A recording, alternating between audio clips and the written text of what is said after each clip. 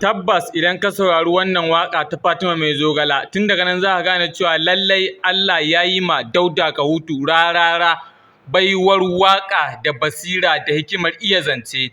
Saboda abin da yake cewa kowa ya baki bashi, duk wanda ya bada kuɗi a zuba mai zogala.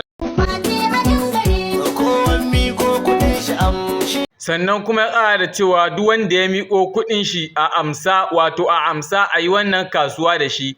Inda za ka lura ga ɗaya daga cikin mabiyan Dauda Kahutu rarara nan, ga Fatima mai zogale nan ta zuba zogale tana balbaɗa magi, ga kuma zogala, ga tumatari, ga kabeji.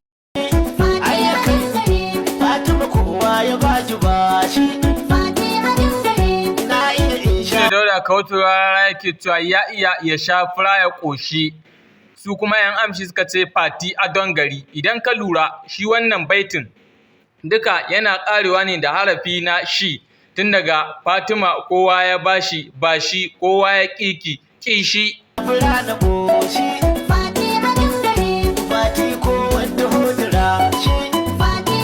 Hausa cikin Hausa kenan, sai in ka saurari wannan waka ta Dauda Kahutu rarara mai taken Fatima mai zogale. Sannan za ka lura da irin yanayin yadda Allah ya ma mawaƙin basira da hikima ta zance.